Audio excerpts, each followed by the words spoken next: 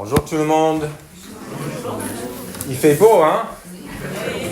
Ça, c'est toujours un plaisir de passer à cette période où le printemps commence à vraiment s'installer, on voit des choses et c'est une joie d'être ensemble. Je vous propose d'ouvrir vos Bibles, Jean chapitre 17. Jean 17, pour ceux qui sont là pour la première fois ou d'autres, on est en train de faire une série dans cette partie de Jean. On a commencé à chapitre 13 et on a progressivement regardé les différents chapitres. Et là, aujourd'hui, on arrive à chapitre 17 qui est la fin de cette partie quand on parle de Jésus qui parle avec ses disciples dans l'intimité de cette chambre haute, puis dans le jardin, parce qu'on sait qu'ils sont sortis. Voilà. Et on va continuer la lecture de Jean par les semaines qui viennent pour arriver à Pâques. Et puis on va terminer le livre. Mais aujourd'hui, on est en Jean chapitre 17. Après ces paroles, Jésus leva les yeux vers le ciel et dit : « Père, l'heure est venue. Révèle la gloire de ton Fils, afin que ton Fils aussi révèle ta gloire. Tu lui as donné pouvoir sur tout être humain, afin qu'il accorde la vie éternelle à tous ceux que tu lui as donnés.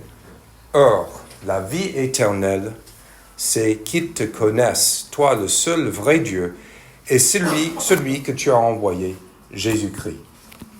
J'ai révélé ta gloire sur la terre, j'ai terminé ce que tu m'avais donné à faire. Maintenant, Père, révèle toi-même ma gloire auprès de toi, en me donnant la gloire que j'avais auprès de toi avant que le monde existe.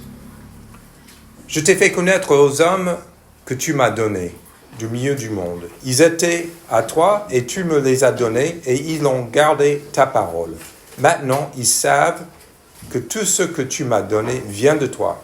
En effet, je leur ai donné les paroles que tu m'as données. Ils les ont acceptées. Ils ont vraiment reconnu que je suis sorti de toi et ils ont cru que tu m'as envoyé. C'est pour eux que je prie. Je ne prie pas pour le monde, mais pour ceux que tu m'as donnés parce qu'ils sont à toi. Tout ce qui est à moi est à toi et ce qui est à toi est à moi. Et ma gloire est manifestée en eux. Désormais, je ne suis pas dans le monde, mais eux, ils sont dans le monde, tandis que je vais vers toi. Père Saint, garde-les en ton nom, ce nom que tu m'as donné, afin qu'ils soient un comme nous. Lorsque j'étais avec eux dans le monde, je les gardais en ton nom. J'ai protégé ce que tu m'as donné, et aucun d'eux ne s'est perdu, à part le fils de perdition, afin que les Écritures soient accomplies. Maintenant, je vais vers toi, et je dis ces paroles dans le monde, afin qu'ils aient en eux ma joie, une joie complète. Je leur ai donné ta parole, et le monde les a détestés, parce qu'ils ne sont pas du monde. Tout comme moi, je ne suis pas du monde. Je ne te demande pas de les retirer du monde, mais de les préserver du mal. Ils ne sont pas du monde. Tout comme moi, je ne suis pas du monde. Consacre-les par ta vérité. Ta parole est la vérité. Tout comme tu m'as envoyé dans le monde, je les ai aussi envoyés dans le monde, et je me consacre moi-même pour eux, afin que eux aussi soient consacrés pour la vérité. Je ne prie pas pour eux seulement, mais encore pour ceux qui croiront en moi à travers leurs paroles, afin que tous soient un comme toi, Père, tu es en moi et comme je suis en toi, afin que eux aussi soient un en nous, pour que le monde croie que tu m'as envoyé. Je leur ai donné la gloire que tu m'as donnée, afin qu'ils soient un comme nous sommes un. Moi en eux et toi en moi, afin qu'ils soient parfaitement un, et qu'ainsi le monde reconnaisse que tu m'as envoyé et que tu les as aimés comme tu m'as aimé. Père, je veux que là où je suis, que tu m'as donné, soit aussi avec moi, afin qu'ils contemplent ma gloire, la gloire que tu m'as donnée parce que tu m'as aimé avant la création du monde. Père juste, le monde ne t'a pas reconnu, mais moi je t'ai connu. et ceux-ci ont reconnu que tu m'as envoyé. Je leur ai fait connaître ton nom, et je leur ferai connaître encore, afin que l'amour dont tu m'as aimé soit en eux, et que moi, je sois en eux. Jusqu'à ici, la parole de Dieu. Amen.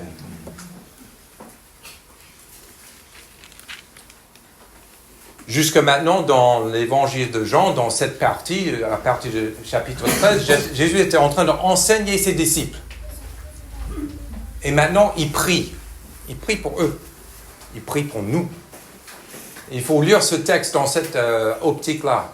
C'est la prière de Jésus-Christ pour nous. Et non seulement ça, c'est la prière de Jésus où il est dans l'intimité avec le Père. Et il est en train de montrer des choses dans cette relation-là qui nous enseignent pour nous aussi quelle est sa relation avec nous et aussi quelle est notre relation avec le monde. En préparant ce message, j'ai pensé à des conversations à part. Vous connaissez ça, n'est-ce pas? On voit quelqu'un qu'on connaît ou on voit des personnes qui sont en train de parler entre eux et on se demande, mais qu'est-ce qu'ils sont en train de dire? Parfois, c'est très... on se demande vraiment qu'est-ce qu'ils vont dire. Moi, désolé, j'ai pensé à président Trump et président Poutine et les conversations qu'ils ont eues et tout le monde dit, mais qu'est-ce qu'ils disent entre eux? Bon, ça, on peut parler d'eux, mais aussi on peut parler dans le contexte d'une église locale. On voit ces types de choses. Ici, on n'a pas d'ambiguïté. Rien n'est caché. Rien.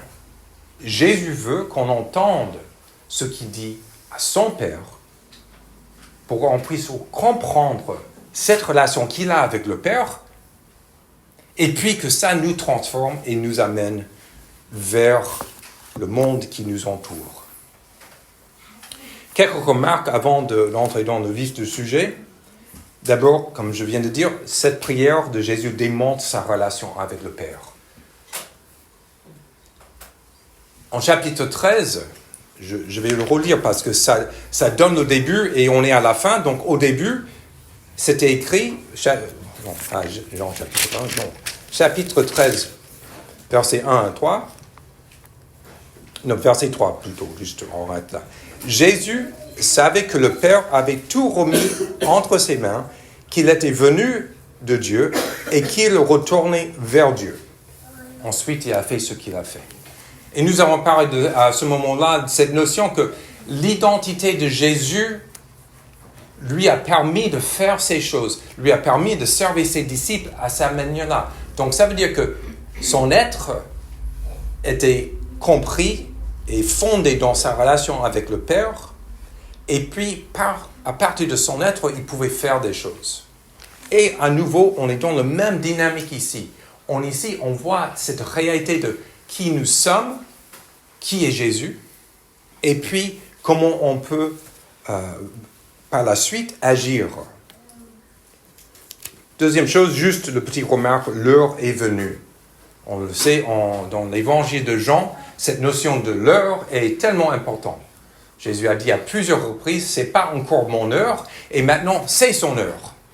On est à la fin, on est dans cette réalité-là, et Jésus est conscient de ce qui va arriver.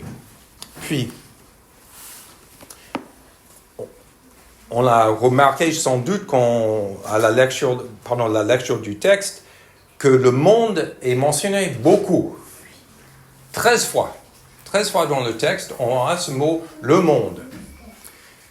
Il faut se souvenir que quand Jean, surtout Jean, parce que Jean, il utilise ce mot énormément, dans l'original, on a un mot qui parle de la terre, dans le sens que la partie matérielle, il y a un autre mot qui parle du monde dans le sens, le système, la réalité du monde. Et ici, Jean est en train d'utiliser cette notion, le monde, non pas dans sa réalité matérielle, mais dans cette réalité, ce système où le péché règne, ce système qui est différent que Dieu.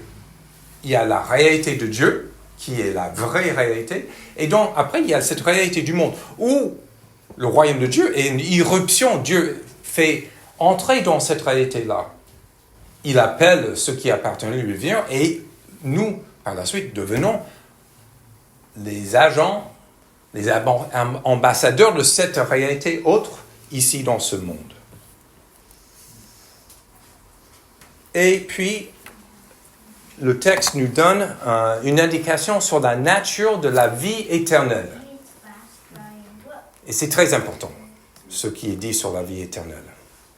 Souvent qu'on parle de la vie éternelle parce qu'on est dans un monde qui est très matériel et donc on parle d'une vie la vie éternelle dans le sens qu'on parle de ce monde et on va ailleurs. La vie éternelle, c'est ce qui arrive après la mort. C'est quelque chose d'autre. Et Jésus dit non. Jean dit non, Jésus dit non. C'est pas ça la vie éternelle. C'est quoi la vie éternelle? Or, la vie éternelle, c'est qu'ils te connaissent, toi, le seul vrai Dieu, et celui que tu as envoyé, Jésus-Christ. Si vous êtes là aujourd'hui, et peut-être vous êtes dans la foi depuis longtemps, ou vous êtes en train de vivre la foi pour des premiers pas de la foi, ou peut-être vous êtes en train de poser des questions, il faut comprendre que la vie éternelle, quand on parle de cette vie éternelle, c'est une invitation de connaître Dieu. Être en relation avec lui, c'est d'abord une relation. Et si on pense que c'est des choses qu'on doit faire ou un lieu où on doit aller, on est en train de se tromper. La vie éternelle, c'est de connaître Dieu. Et on le chante. Et on doit le vivre aussi. C'est un appel, cette vie, cette connaissance de Dieu, c'est un appel pour nous de laisser nos efforts, de laisser ce qu'on pense on doit faire pour être approuvé, de laisser tout ça et dire « je veux te connaître ». Et connaître non pas d'une manière intellectuelle, c'est pas la connaissance d'une partition de musique, c'est pas une connaissance de matière, mais c'est la connaissance d'une personne. Et Dieu nous invite à entrer dans cette réalité-là, cette connaissance-là. Donc, je résume un peu l'intention de ce message et ce que je veux rapporter aujourd'hui dans cette manière. Notre connaissance de Dieu. Déjà, ça c'est quelque chose, n'est-ce pas? Notre connaissance de Dieu. Qu'est-ce qu'on sait de Dieu, n'est-ce pas? Il y a plein de choses à dire, mais notre connaissance de Dieu, le Père et de Jésus-Christ, dépend de leur action vers nous. Notre connaissance ne commence pas par moi en train d'essayer de grimper jusqu'à Dieu. Non, c'est Dieu qui vient vers nous, Dieu qui vient vers moi, Dieu qui vient vers toi.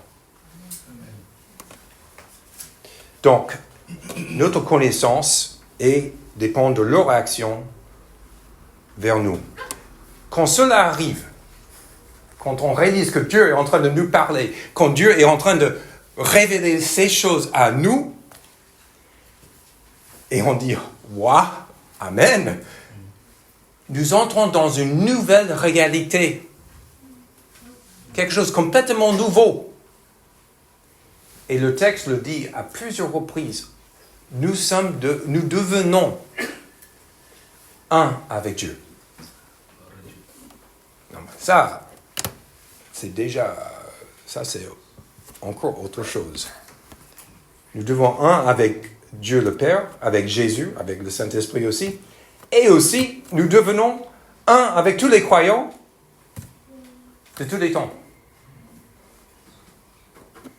On est vraiment sur la Lune ou ailleurs, quoi. Ça, c'est vraiment ça. Et non seulement ça, on devient un, et puis nous sommes, comme C.S. Lewis a dit, nous sommes les petits Christ pour le monde. Nous sommes, comment le monde va connaître Dieu? Le monde va connaître Dieu par cette réalité ici. Pas d'autre chose. Et c'est par notre unité, par cette réalité-là, l'amour que nous avons les uns pour les autres, cette vie-là qu'on partage, le texte dit clairement, c'est par ça que le monde sera connaître Dieu. Donc, quelque part, la même manière que Dieu vient vers nous, à travers le témoignage de Jésus-Christ, à travers sa parole, ça, ensuite, on le fait nous-mêmes. Donc voilà, ça c'est où on va, très simplement. Donc d'abord, on a aussi dans ce texte, et cette connaissance est liée à la réalité de la gloire de Dieu. Donc la gloire de Dieu est répétée à plusieurs reprises, et quand on voit le premier verset, Jésus nous donne un peu ce contexte.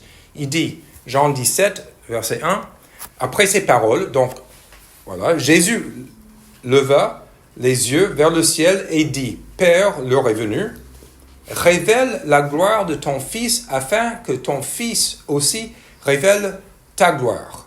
Donc, on est de nouveau dans cette relation de Dieu, le Père et le Fils. Il y a une manière une expression mutuelle de gloire, de donner l'un et l'autre. Et donc, quand on parle, et je pense que j'ai déjà parlé de ça, qu'on parle de la Trinité, qu'on parle de cette relation Dieu le Père, Dieu le Fils, Dieu le Saint-Esprit, c'est toujours une question de donner et de recevoir.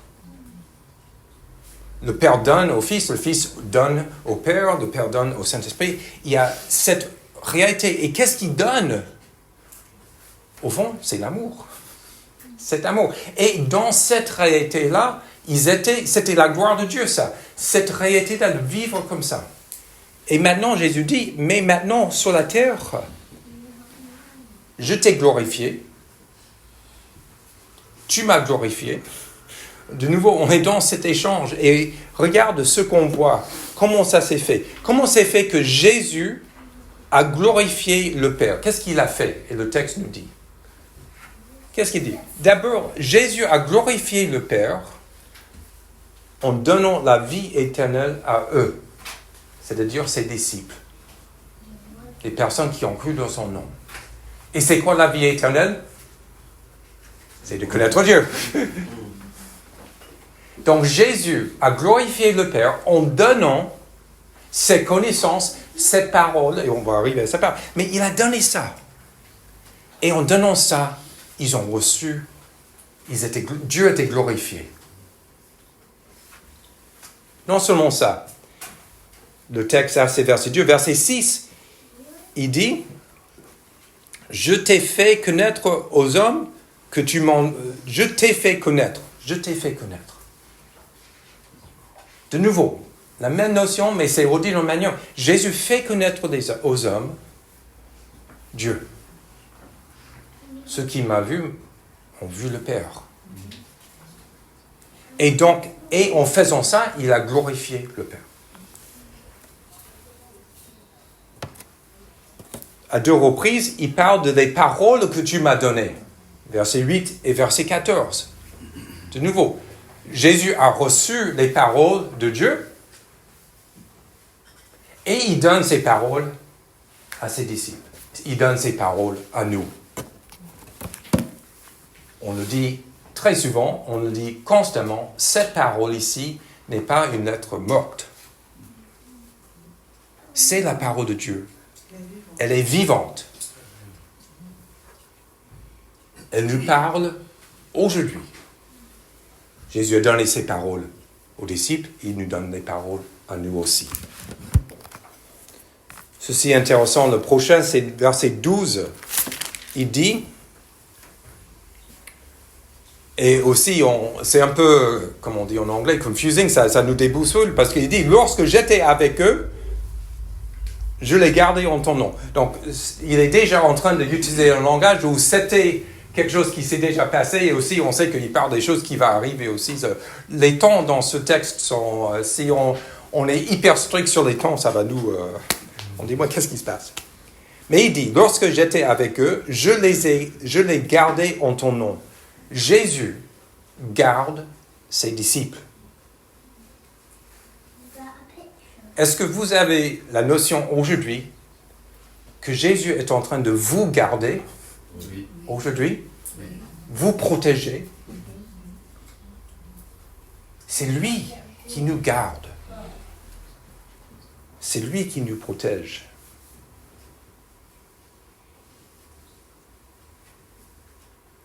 Et finalement, de nouveau, en verset 22 qu'on voit la manière dont Jésus a glorifié le Père. Verset 22, et on va prendre plus de temps à la fin sur cette dernière partie. Verset 22, « Je leur ai donné la gloire que tu m'as donnée. » Je leur ai donné la gloire que tu m'as donnée. Donc, si on retransmet ça en deux sens, on peut voir ça. D'abord, la gloire que tu m'as donnée, c'est-à-dire cette connaissance de toi, cette relation avec toi, cette vie éternelle avec toi. Mais aussi, on voit, et on va, comme je dis, on va reprendre ça à deux prises, il y a cette notion de les consacrer. Et cette consécration, Jésus était consacré, c'est-à-dire set apart en service pour Dieu. Et Jésus demande à Dieu de nous consacrer, et nous sommes consacrés. Pourquoi? Et c'est en faisant ça qu'il partage sa gloire avec nous aussi. Donc Jésus, il a fait ces choses pour glorifier le Père. Mais non seulement ça, Jésus fait des prières pour nous, il demande des choses pour nous. Et on va regarder ça. Donc d'abord, ce que Jésus a fait pour glorifier le Père. Deuxième, ce que Jésus demande au Père pour nous. Donc non seulement Jésus nous a protégé ses disciples, mais aussi il demande au Père, en verset 11, Jean 17, 11, il dit « Désormais, je ne suis plus dans le monde, mais eux, ils sont dans le monde, tandis que je vais vers toi. Père Saint, garde-les en ton nom, ce nom que tu m'as donné, afin qu'ils soient un comme nous. » Dans le texte, on sait que cette première partie, Jésus parle spécifiquement de ses disciples qui sont devant lui. Et dans cette prière-là, on voit son souci pour eux, pour les heures à venir. Son souci pour eux dans le sens qu'il sait que à la fin de ce temps-là, ils vont sortir, il y aura des hommes méchants qui viennent vers lui, qui le prennent, ils vont amener à la croix. Et il a déjà dit, vous serez dispersés. Et donc, il prie pour eux pendant ce temps que Dieu les protège, que tu les gardes. Et, verset 15, qu'il les préserve du mal.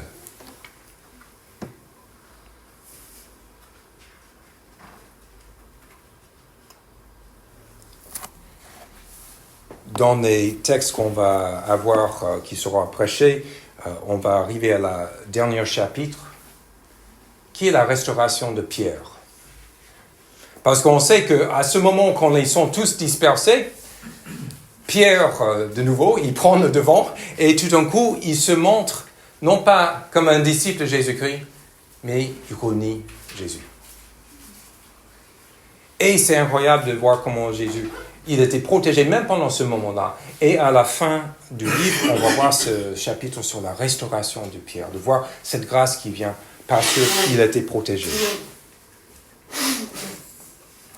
Et finalement, juste, Jésus demande au Père, garde-les, préserve-les, et finalement, consacre-les par ta vérité. Ta parole est la vérité. Verset 17. Ce texte nous plonge dans une réalité que, à cause de cette relation avec Dieu, à cause de cette connaissance de Dieu, tout d'un coup, on est consacré par lui pour être ce peuple qui témoigne de Jésus-Christ dans ce monde. Et finalement, les versets 20 à 26, Jésus tourne dans sa prière. Il prie non seulement pour ceux qui sont là, mais il prie aussi pour nous. Il prie pour nous. Ça commence, je ne prie pas, verset 20, je ne prie pas pour eux seulement, mais encore pour ceux qui croiront en moi à travers leur parole. La parole, nous consacre, parce que la parole est vérité. Cette lumière qui entre dans nos vies et qui nous purifie. Et étant purifié par cette parole, étant consacré par sa parole, on entre dans cette réalité d'unité avec le Père, unité avec les frères et sœurs, et témoins tous ensemble à ce que nous avons reçu.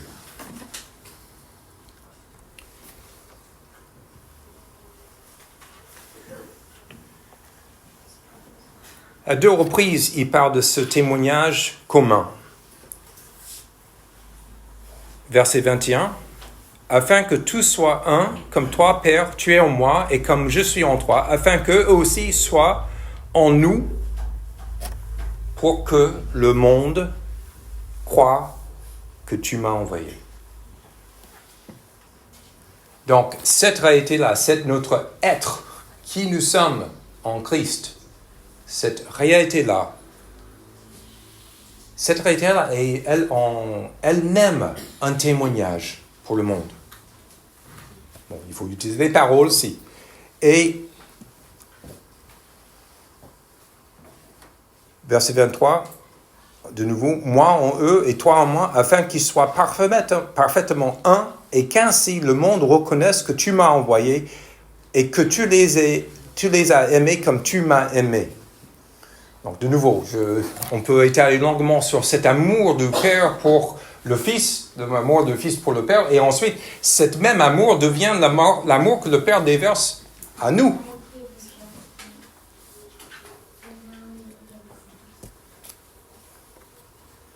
Si notre unité est mission,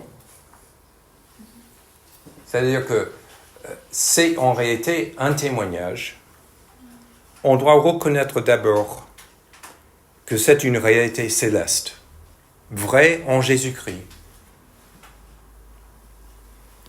Juste comme notre sanctification, notre réalité d'être parfait devant Dieu est une réalité céleste, on n'a rien à faire pour être accepté pour Dieu. En Christ, nous sommes acceptés. En Christ, nous sommes justifiés. Et en Christ, dans le lieu céleste, nous sommes un. C'est merveilleux. Mais, sur la terre, c'est autre chose, n'est-ce pas? C'est autre chose. Et donc, il y a plusieurs reprises, la parole nous encourage, c'est que cette unité, c'est quelque chose à entretenir, à maintenir, s'efforcer à vivre ça. Et c'est là où on a le privilège, et c'est un privilège, de vivre cette réalité de la grâce de Dieu. Comme nous sommes pardonnés, nous pardonnons les autres. Comme nous étions accueillis par Jésus, on accueille les autres. Et toutes ces vérités-là sont là, non pas parce que je vais faire un effort. De nouveau, je le dis, j'ai dit ça à plusieurs reprises. C'est parce que je fais un effort pour que Dieu puisse me donner ces possibilités. Ces possibilités sont là déjà pour nous. Et donc, on a besoin, moi je dis, dans ce langage qu'on doit avoir, cette manière d'entretenir cette unité que nous avons en Christ, nous avons besoin de veiller aussi à la manière dont on parle de l'Évangile même. Parce que c'est très facile pour nous de glisser dans une sorte de moralisme, de dire voilà, on doit faire ça pour montrer que. Je donne un exemple, on va déménager à un nouveau lieu de culte. Et on a déjà dit, on a besoin d'aide. Mais si la motivation d'aider est faite pour dire que je suis accepté par eux, je serai un bon membre de EPE Paris-Bourgonel, c'est un problème. Notre service est un superflu. C'est quelque chose qui sort de nous parce que ce qu'on a reçu. Et je vous encourage, c'est quelque chose que j'ai besoin de me rappeler constamment. Que cette unité que nous avons, ces réalités-là, sont le fondement de ce qu'on vit. Et Jésus a prié ces choses. Il a parlé des choses. 2 dernières remarques.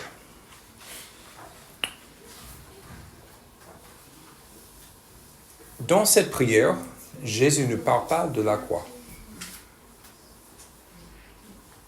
Il ne dit rien sur la croix. Il ne dit rien sur son sacrifice qui va arriver. Je n'ai pas cherché plus très loin, j'ai réfléchi juste un petit peu à ça. Et je me suis dit, il y a d'abord ce texte en Hébreux 12 qui parle à cause de la joie qui était devant lui. il a subi ces choses. Donc ça veut dire que Jésus ne sait pas exactement ce qui va arriver. Il sait qu'il va mourir, il sait qu'il va souffrir, il sait toutes ces choses, mais il le dit lui-même dans sa prière dans le jardin, juste après ça. Il ne sait pas exactement. Ça fait partie de ce dépouillement de Jésus. Mais ce qu'il savait, ce qui était fondé en lui et sûr en lui, c'est que quoi? Il est venu du Père, il allait retourner au Père. Il ne savait pas quel sera le chemin exactement à vivre entre les deux choses, mais il avait cette confiance. Il avait la joie devant lui, et cette joie devant lui était quoi? C'était de nous voir. Ce peuple qu'il a racheté. Nous. Donc aujourd'hui, frères et sœurs, pour moi-même, on est constamment, comme le texte de la Bible nous parle et dit, on est constamment confronté avec le fait que nous sommes pécheurs, on ne s'échappe jamais de ça, mais aussi on est justifié. Les deux choses au même temps.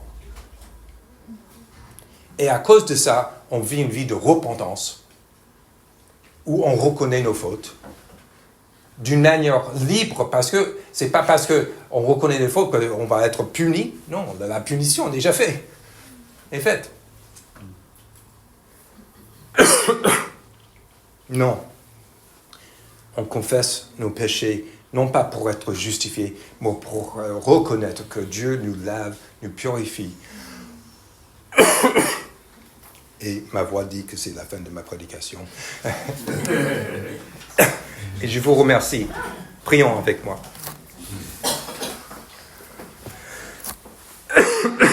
Père Céleste, nous sommes...